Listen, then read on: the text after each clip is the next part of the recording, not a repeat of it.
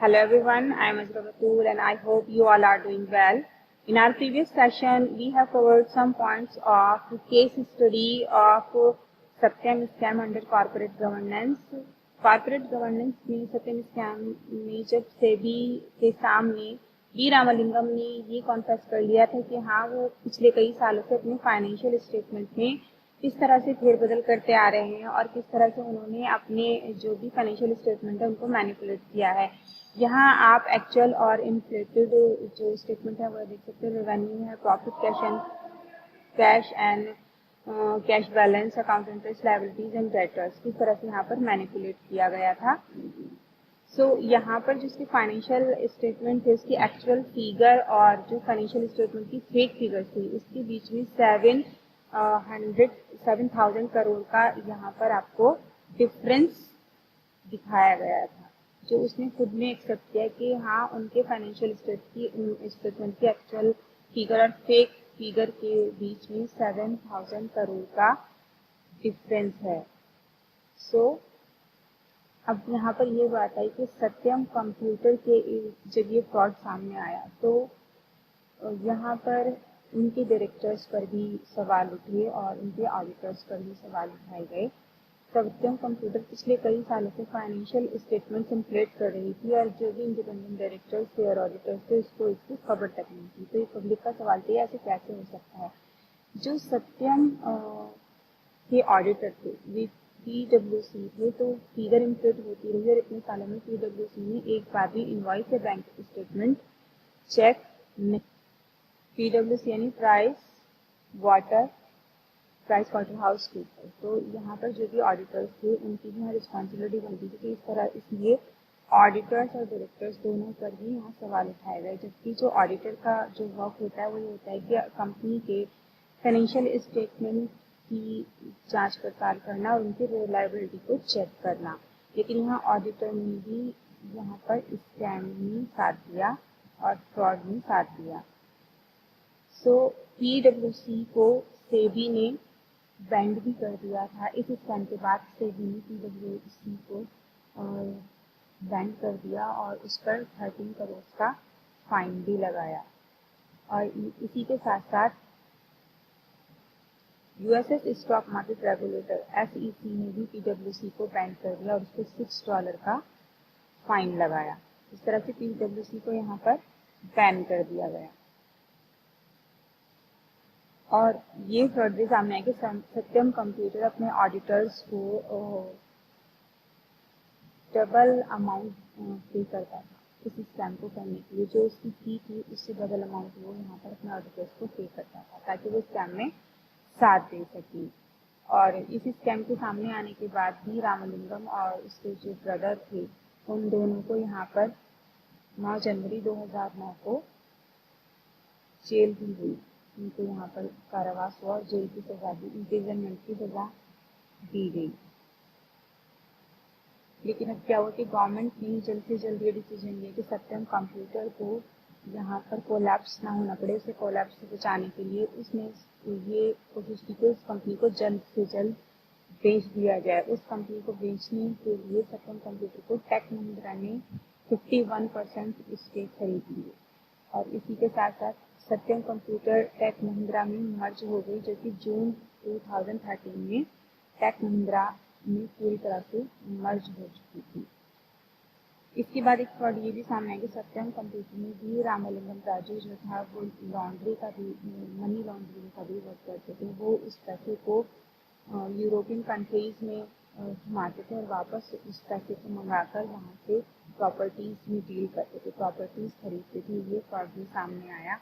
इसीलिए इस फ्रॉड के सामने आने के बाद जो एनफोर्सेबल डायरेक्टरेट था, तो मनी लॉन्ड्रिंग के केस के चलते हुए बी रामलिंगम राजू की सत्यम कंप्यूटर की 166 कंपनीज को सील कर दिया गया और इसी के साथ साथ 47 पीपल पर मनी लॉन्ड्रिंग का केस भी चलाया गया। और इसी के साथ साथ सेबी ने जो भी कंपनी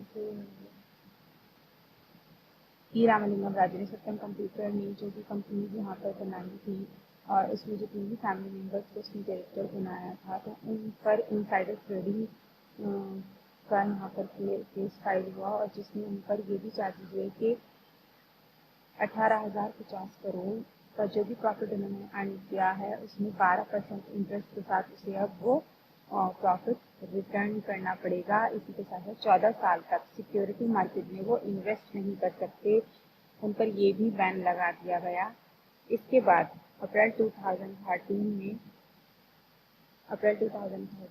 सत्यम कंप्यूटर के भी रामालिंगम राजू के साथ साथ उनके भाई को, उसके साथ साथ जो CFO थे उनको और 5 और लोगों को यहाँ पर 7 साल की सख्त जेल की सज़ा सुनाई गई।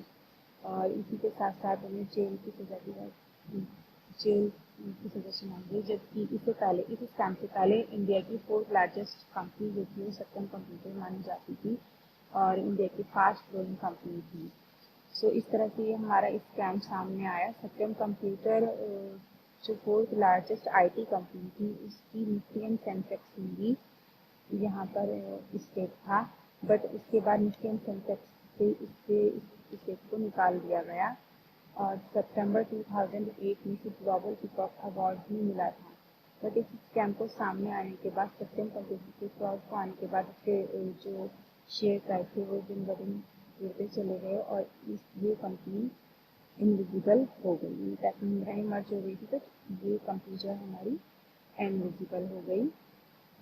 सो जब सत्यम कंप्यूटर के फ्रॉड सामने आने लगा तो सत्यम कंप्यूटर के जो भी डायरेक्टर और मालिक थे वी रामालिंगम राजू और जो भी लोग थे उन्होंने कॉन्फेस करने से पहले जितने भी अब सत्यम कंप्यूटर के शेयर्स थे वो स्टॉक एक्सचेंज में सोल्ड आउट कर दिए थे, क्योंकि उनको पता था उनकी कंपनी का फ्रॉड सामने आ गया है और ये फ्रॉड पकड़ा जाएगा, सो उनके पास कुछ नहीं बचेगा। तो उन्होंने जल्दी जल्दी वो सारे शेयर्स सेल करना स्टार्ट कर दिए ताकि वो जल्दी ही जल्दी जितना भी अर्न हो सकता है इस कंपनी के शेयर सोल्ड आउट करके अर्न कर ले। इससे हुआ क्या कि सत्यम कंप्यूटर के जितने भी इन्वेस्टर्स थे उनको यहाँ पर लॉसेस हुए, क्योंकि उसकी जो शेयर वैल्यू थी वो डाउन हो गई और जो इन्वेस्टर थे सत्यम कंप्यूटर के यहाँ पर उसको 14,162 करोड़ के लॉसेस हुए। और इसी के साथ साथ जो कि LIC थी उसकी इंस्टीट्यूशनल इन्वेस्टर था यहाँ पर LIC, सो उसको यहाँ पर 950 करोड़ का लॉस हुआ। सो ये सबसे बड़ा स्कैम है जो हमारी कंट्री में सामने आया है। सत्यम का मतलब है ट्रूथ, लेकिन यहाँ पर ट्रूथ कुछ भी नहीं था। सो आई होप आपको ये टोटल स्कैम क्या था समझ में आ गया होगा। आपके सब्जेक्ट कॉर्पोरेट गवर्नेंस का लास्ट टॉपिक था और जितने भी पॉइंट्स थे मैंने कोशिश की है आपको सारे क्लियर हो गए हैं। आई होप आप इसे अच्छे से समझे होंगे कि सत्यम स्कैम किस तरह से हुआ, सत्यम स्कैम की कंपनी चलाई किस, सत्यम कंप्यूटर चलाया किसने था। और इसी के साथ साथ जब सत्यम कंप्यूटर में वी रामालिंगम राजू का इंटरेस्ट आपका रियल इस्टेट की तरफ बढ़ा तो उसने 365 और ऐसी कंपनीज ओपन की जिससे वो प्रॉपर्टी डील कर सके अपने स्टेट में और अदर स्टेट्स में। लेकिन ये टोटल फ्रॉड का केस था और ये एक टाइम ऐसा आया जब ये फ्रॉड सबके सामने आया और जिससे कि सत्यम कंपनी जो थी उसका जो वजूद था वो खत्म हो गया। सो इसीलिए ये कॉर्पोरेट गवर्नेंस आपका सब्जेक्ट में सबसे बड़ा स्कैम माना जाता है। आई होप आपको ये सभी क्लियर हो गया होगा।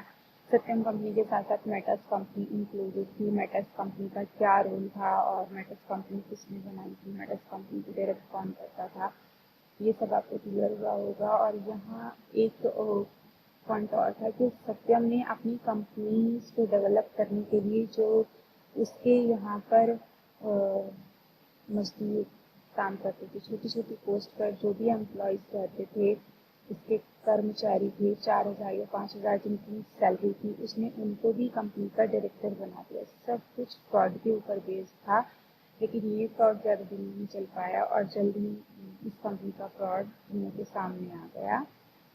सो आई होप आपके पॉइंट सारे क्लियर हो चुके होंगे। तो till then stay safe, stay healthy and goodbye all of you.